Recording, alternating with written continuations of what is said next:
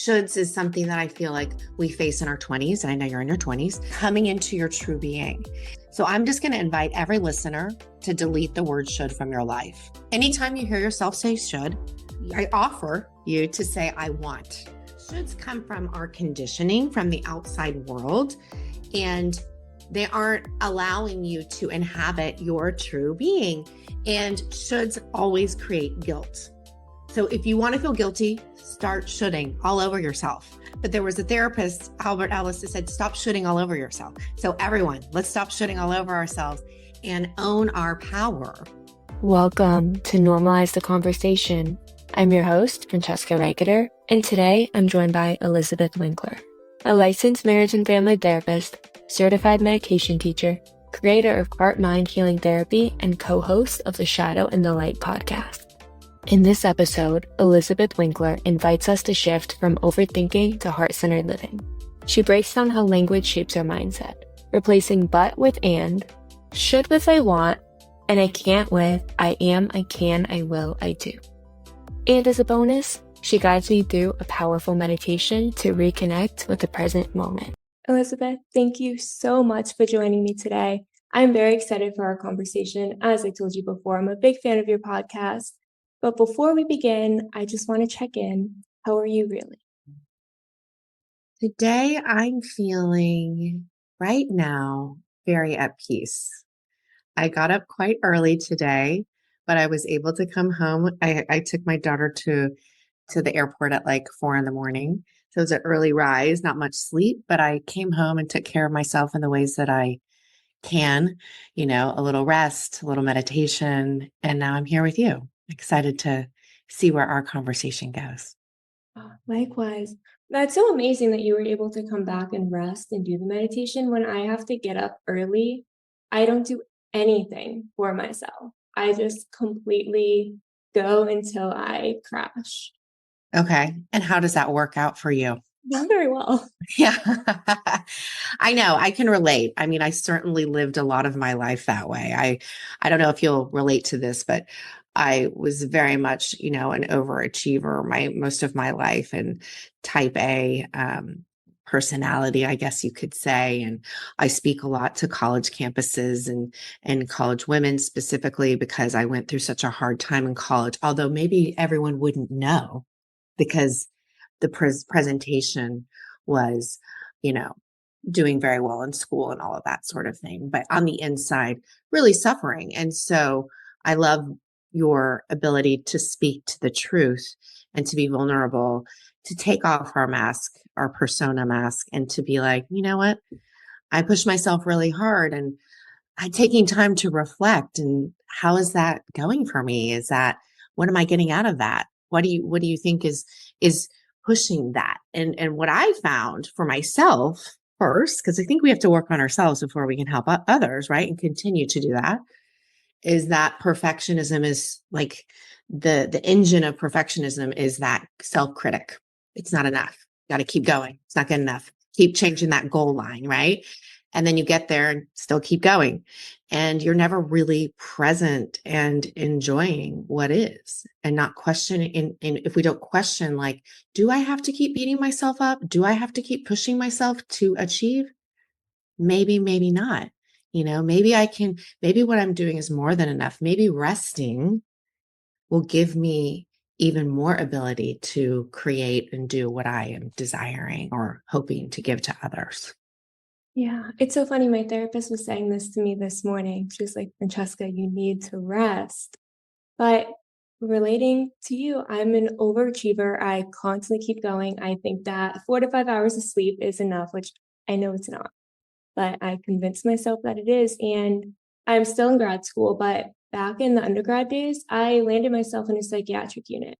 I just completely kind of kept going until I genuinely couldn't anymore and almost didn't.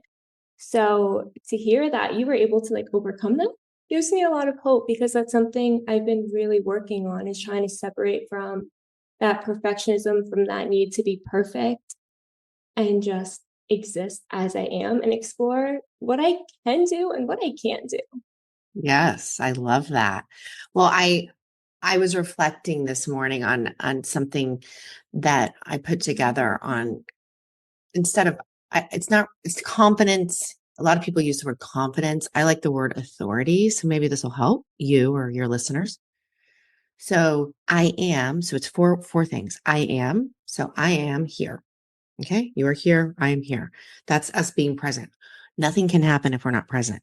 And when we're in perfectionism, we're always in what's next. Typically, I'm not going to speak for everyone. I'm just my perspective. So I am. So first, let's all land. I am. Then the second step is I can. I can.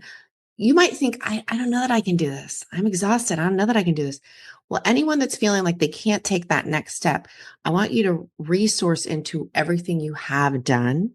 That's your lived experience. Okay. That's your authority. Instead of, I need to get more confidence to do the thing. No, I've done all these things. You went through what you went through, the hospitalization.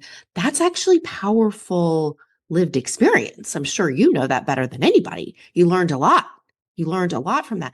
So if I can do that and get through that, can I do this?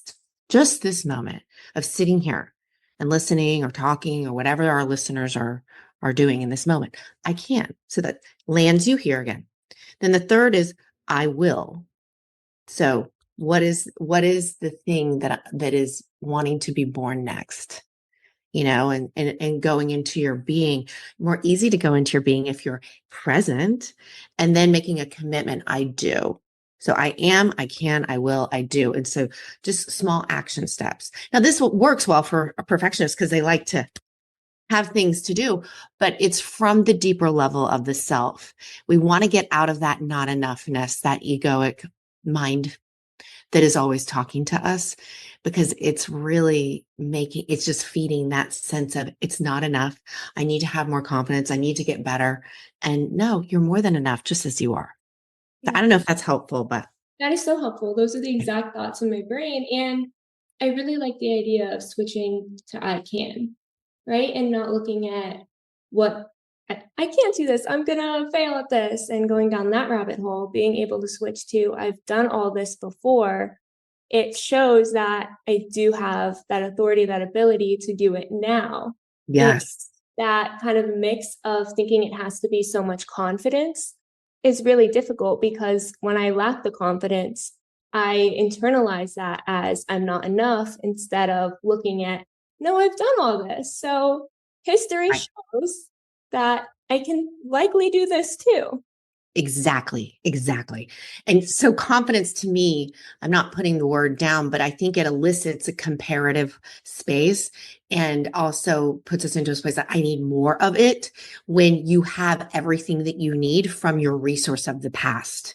And so that's why I'm really into language and using particular languaging to help us not fall into the victim trap of the mind so that we can be in our present moment being. And so this is one of those. So my authority is my lived experience. Nobody has your lived experience. No one can understand what you have been through completely. And that's you, and that's your gift. And that's what you're here to give to others. Yeah, that is so true. I get so stuck in that mindset of I'm not enough. I can't do this. I'm failing. And I convince myself that maybe if I was more confident, I would be able to do this. And I get so stuck in that idea that I have to show confidence to others to be able to have them say, oh, you're so confident, to validate it so that I can feel confident enough to try. And as a perfectionist, an overachiever, and also just someone who's in your 20s and trying to figure out where you belong in the world, it is so difficult if you're so focused on how are they perceiving me? Are they perceiving me as confident so then I can internalize that and validate myself to take those next steps? Okay. So this is making me think about locus of control. So is your locus of control, locus means location.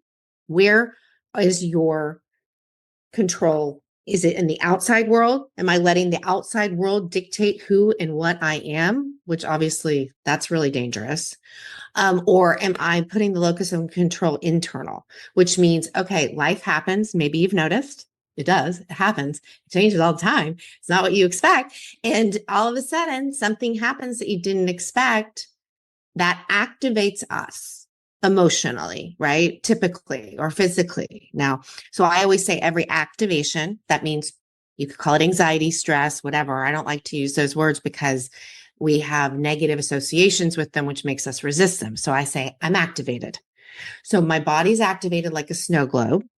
Every activation is an invitation for you to be more free. If you decide to just pause when you notice something from the outside world has activated you, happens all the time, and just put your hand on your heart, take a breath, some kind of, pause practice. I have a lot of mantras that I offer people. There's one called weak, WEAK.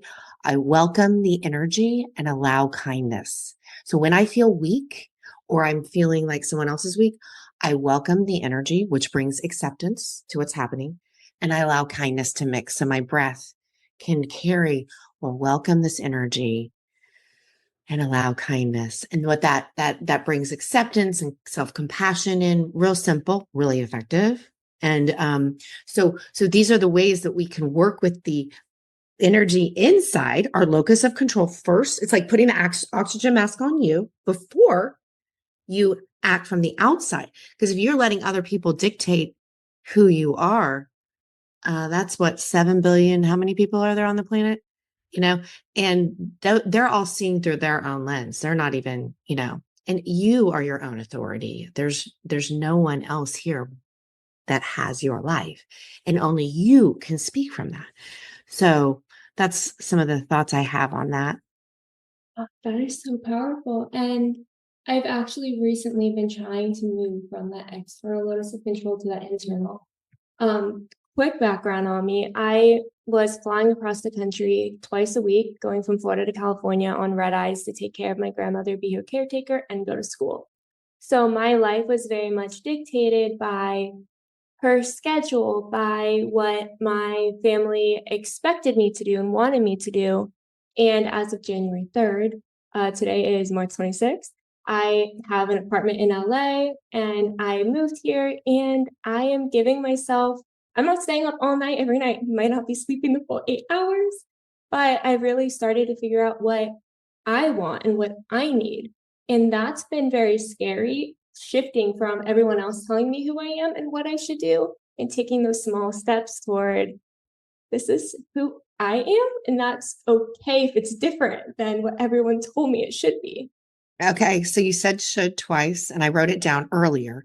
So I have this big teaching on should, and it has a lot to do with shoulds is something that I feel like we face in our 20s. And I know you're in your 20s, especially when we go through something called the Saturn return, which is this 2.5 year transit for people that are listening. I'm a therapist. I'm a licensed marriage and family therapist. I'm a meditation teacher, but I also have studied astrology for like, I don't know, 30 years or something. So that's a big part of something that I weave into the work I offer with my clients and groups because it's affecting us. So anyway, so this Saturn return thing is really about you coming into your own, coming into your true being. And so what it does is we look at our shoulds. So I'm just going to invite every listener to delete the word should from your life. Anytime you hear yourself say should, I offer you to say I want. So I'm going to use a little one. I should work out today. And what I'm going to say is, I want to work out. When I say I want, I can feel into my body the internal locus of control. If that's a yes, and I might be like, I'm really tired. I didn't get a lot of sleep last night. Or, yeah, that would be good for me. So that's a little trick or tool of how to find if a should is yours. But shoulds come from our conditioning from the outside world. And they aren't allowing you to inhabit your true being. And shoulds always create guilt. So if you want to feel guilty, start shoulding all over yourself. But there was a therapist, Albert Ellis, that said, stop shoulding all over yourself. So everyone, let's stop shoulding all over ourselves and own our power, right? By allowing ourselves to play with that. So it's beautiful what you're saying. You're like, I am letting go. And that might feel like, You might feel this guilt stuff that you've been storing, right? So I'll offer you a mantra for that, which is, where's love and forgiveness? Whenever you're feeling that, just ask yourself, where's love and forgiveness? And what that does, I created that many years ago and did it with my kids, did it with my clients. And when you ask the question, you're not looking for it, you're activating. This is just try it out. Whenever you're having a challenge, where's love and forgiveness? Where's love and forgiveness? Just say it once, say it many times. I have one client that like sets an alarm and does like 5 minutes of it. And it activates love and forgiveness within our being, which are there to take care of you. There's energy that's natural to our being, but it can't be activated if we are in our head, which is where the not enoughness takes us. This is a level up here, this not enoughness. That is not who you are. That is the ego. It is running from the pain in the heart. You can handle the pain in your heart. You went through something tremendous and you have been going back and forth, but across the country. You can handle a lot, right? You can handle a lot. Can you handle taking that instead of flying from Florida to, all across the coast, that little direction from your head elevator to the heart, taking that, traveling in that way and just with a breath and then asking where's love and forgiveness or welcome energy, allow kindness, that will shift everything. It's a simple step, but it does everything. So powerful. The shoulds, it's so true. The shoulds get me. And I think that's so common talking with my friends. We're constantly saying, oh, I should do this. Oh, I should change jobs. Not because I want to, just because I should. And it's so difficult when you're living in this idea of what I should do based on what you were conditioned to do, like you said, what maybe those external voices are directly telling you or indirectly telling you within your brain. And being able to recognize, like, where is love, where is forgiveness, cultivating that, activating that within us, right? And being able to, I think that just really helps you discover who you are at a time where you're starting to, at least for me, because this is the first time that I'm living so far away from my family, who I love so very much, if you guys are listening. But I, Beautiful. living so far away, having my complete own environment and figuring out the difference between the shoulds and the wants. And it's so important to cultivate that love and forgiveness within myself so I can begin to do that. Yeah. And some of the shoulds will be a want. Like you'll say, I should get another job. And you'll say, I want to get another job. You might be like, yes, I do. But then you're accessing your intuitive being. You're accessing your heart. You're accessing your purpose. You're accessing your North Star. You're accessing all of your energy, not your fear-based thoughts, which is not where we want to go. That's why we find ourselves in patterns of the past over and over and over and over again. Voice in your head is not a good guide. Don't listen to it ever. Okay. It's just fear. So one thing I have a couple more acronyms that might be helpful. So fear is a friend existing as resistance. Fear is a friend existing as resistance. So anytime I'm in fear, it's just telling me it's not a problem. It's telling me there's resistance in my body and what we resist persists. So if that's not going to work out for me. So fear is what the mind is always doing. It's not enough. I've got to do this, blah, blah, blah. So what if that were just a weed in my mind? The seed is in my heart. Let's not work at the level of weeds. They'll just keep coming back. Take an elevator, as I said, from your head down to that seed. Take a breath, use a mantra, welcome the energy, allow kindness. And what we will discover is that there is pain in our heart that we haven't visited. Okay. Most of us are running from it. Now, it's not as bad as the thoughts in your head make it out to be. And the acronym I have for pain is power as I notice. So pain is power as I notice. So if I can just pause, welcome the energy and allow kindness, that pain can transmute from pain to power and fear to freedom. And this is truly like the heart alchemy work. That's what I'm passionate about. And it's available. And you have obviously incredible like stamina and perseverance. Bring that to your own heart. It's like, I understand. If we're like focused outside, which there's nothing wrong with that, but also we need to first take care of this. And then there's more abundance everywhere we go. Yeah. I think, at least for me and my friends that I grew up with, I can speak on behalf of us.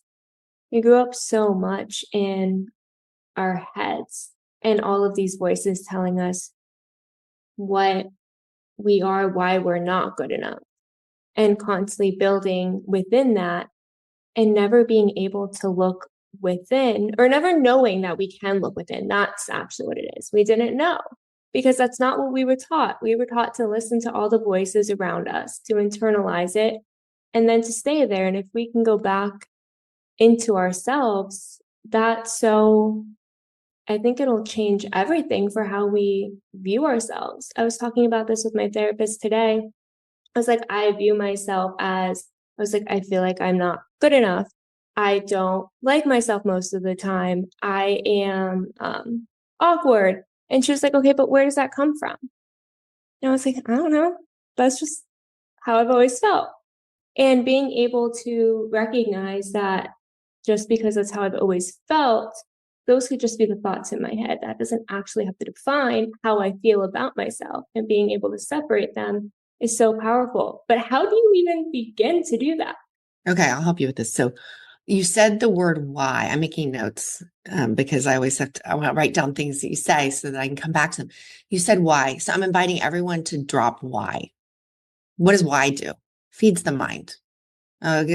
Millions of reasons why. Why am I telling myself I don't like myself? Oh, I can give you a lot of lists. It's like the mind can just go. Well, because of this, because of this. Why is not helpful. Why feeds the mind. We don't want to feed the mind. Instead of why, what are you know, where, go with where and what. Okay. Other questions. Where am I feeling this in my body? That's a mindfulness question. So I don't like myself most of the time. Where do I feel that in my body? And close our eyes and notice if there's any activation in my body. Where do I feel that in my body? What am I noticing? Do you notice any activation? I mean, you might not right now, but that would be the tool. So I anything? do in my chest, I feel kind of like this heaviness and tinglingness. Okay. So is it okay if we play with this for a Oh, yeah, second? let's go for it. Okay. Okay. So if you're comfortable, you don't have to close your eyes because that can be triggering for some people. But if you're comfortable closing your eyes, you can place your hand gently on your heart where that activation heaviness is. And what if you were just allowed yourself to just connect to your breath moving through that weather within you, just noticing that weather? Welcome this energy and allow kindness to mix with it with your breath. There's weather within my body. I'm just going to accept it. I'm going to welcome this energy and allow kindness to mix with it. Your breath is like a gentle breeze moving through whatever is here, not trying to change it, not trying to do anything, just noticing. And what are you noticing? You can keep your eyes closed and just tell me what you're noticing. I'm noticing more calmness of my breath. I think when my chest started to tighten, it felt like my breath was starting to maybe get a bit shallow. I'm noticing my chest not as tight and actually having more control over my breath. Okay. And so, what about the activation of energy, that weather within you as you breathe? And just like a gentle, saying like a gentle yes to what's happening inside. Contraction, if it's tight, if it's heavy, if it's fast, if it's slow, whatever it is, it's totally fine. I'm fine with it. I bring a gentle yes to it. And just what are you noticing is happening to that energy? I feel like it's getting lighter throughout my body. Okay. And just notice it like you're outside looking at the sky. There might still be clouds, there might be rain, there might be thunder, lightning, hurricanes, or it might be an open sky. And you might start to open up to that sky like presence. Just staying with it. Again, not trying to make anything happen, just noticing what's happening as you stay here with a gentle yes. And tell me what you're noticing now My brain's starting to calm down. and what's happening in your body where the activation was. It feels like, I don't want to say like light, but it feels not tight at all anymore. Like, So instead of saying it's not tight, tell me what it is. So if it's not tight, it's open. I don't want to give Yeah, you the word that's the word. open. Yeah, that's what I get a lot. So it's open like the sky. Would that fit for you? Would it be like open like the sky? There are Yeah. no boundaries to your presence, or you tell me. Yeah, it feels more kind of open to change and different opportunities and feelings and not as stuck in this like grip of I'm stuck here. Yeah, so we hold on, but we'll get rope burn. And now we've let go of the ropes. You are now not holding on maybe as tightly. You were saying that earlier.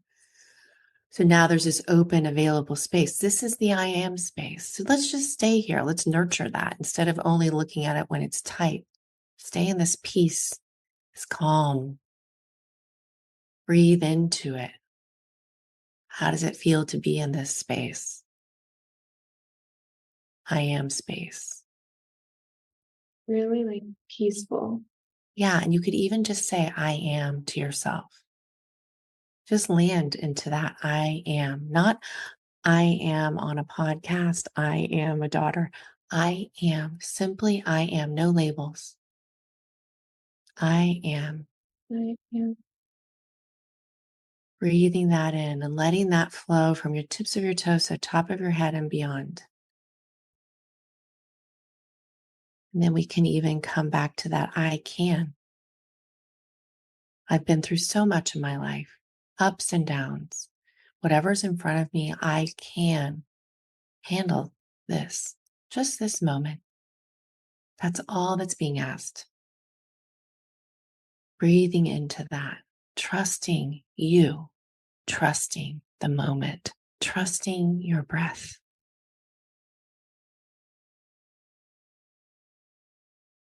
And then if you would like, I will. And we don't know what is that after I will. Maybe I will be more loving. I will be more forgiving.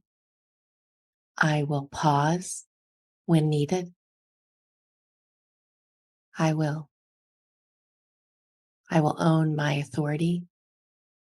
I will remember who I really am. And then finally, I do. What can you do? Maybe it's just doing this daily. I do. This is a commitment to your heart. We're making a commitment to our deepest self in this moment.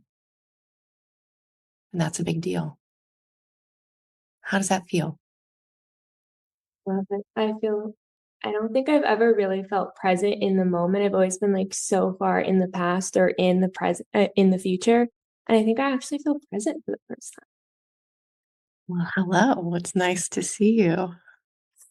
You're so good. Okay, if you're listening and you didn't go through that exercise, rewind and do it with us. That was so good. Oh, good. Do you meditate? So everyone keeps telling me I should, and I'm Should. scared. And So let's rewind. Everyone tell me I should. Do you want to? And just say, do I want to meditate? Ask yourself that question from this present space. Because you just meditated, by the way. That's what we did.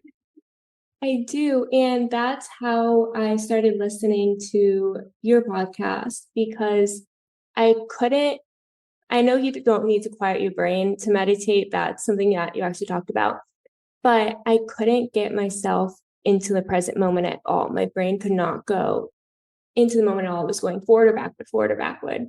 So I started the get out of your head and get outside walks. And to kind of get myself focused, your voice is so calming. So I started listening to your podcast and it actually helped kind of find that sense of calm and something to pay attention to in the moment instead of letting my brain wander between the two because that's so difficult. Yes. And so if you want more tools, I have a lot, I have too many, but, a lot of my work really changed as a therapist. I started, almost 25 years ago, but back in 2015, when I went and spent time with the author of Untethered Soul, I had a huge transfer alchemy of my heart the loss of my mother. My mother died when I was 19, and it created a huge abyss inside of me that was beyond. And I fully healed it like 20 something years later through doing the kind of work we just did. And so that's when I said mindfulness was the bullet train to freedom. What did we just do? We just did mindfulness, got out of our head, went into the heart. Heart can alchemize anything. And so for anyone that's wanting to understand this work, obviously I'm here, but that book, The Untethered Soul, and his teachings are very much what I'm integrating into the work, which is ancient teachings. And one more language tool, because I've heard you do it a couple of times. So should, we change to want, but no more buts.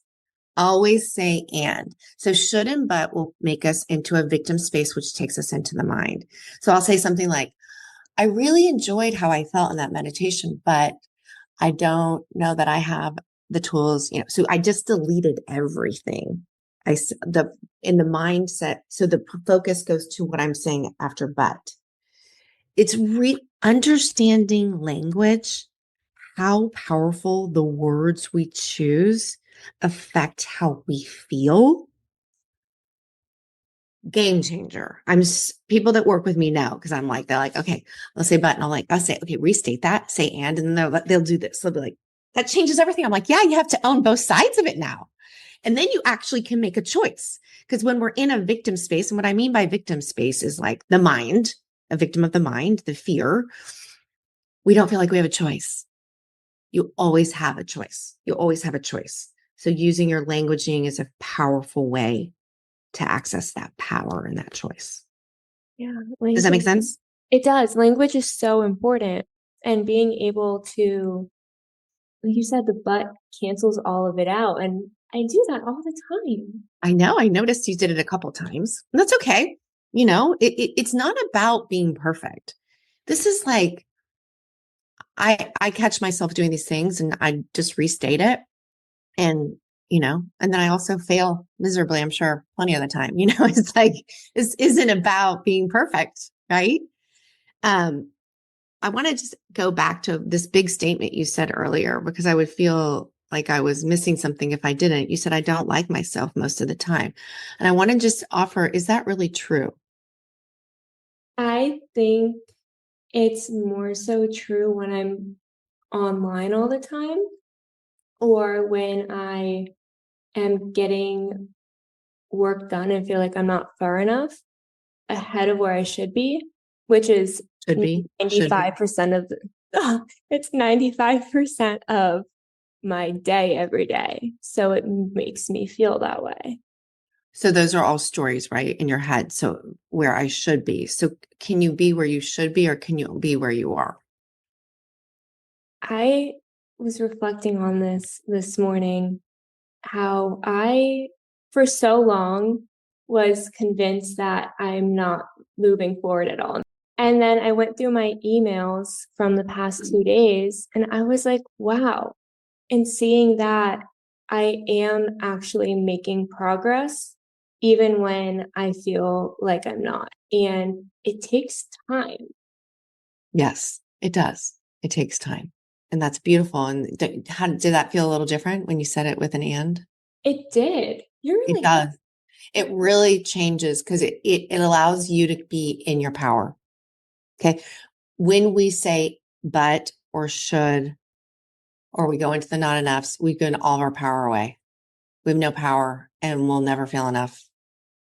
We have to understand every single person on planet Earth has this voice of not enough.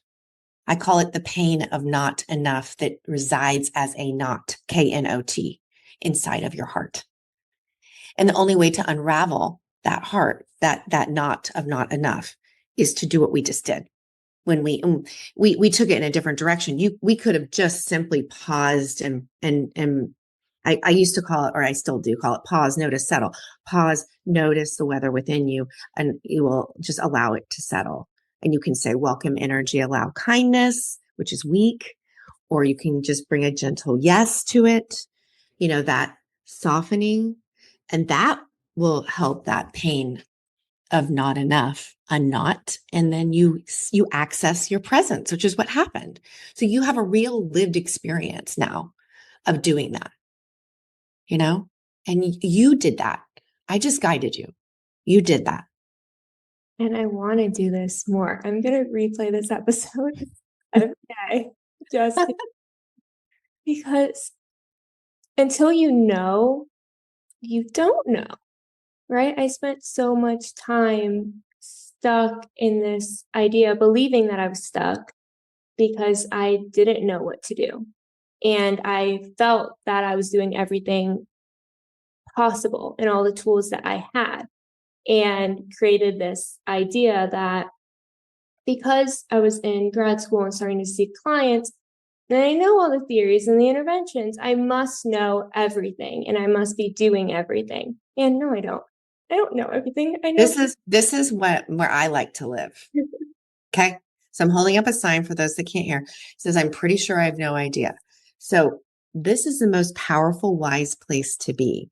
Unfortunately, our education system sets up this, grades we have to pass and then we graduate. And that idea of, okay, now you're an adult, you've graduated, you need to know everything. That's just the way that the education system sets up our thinking.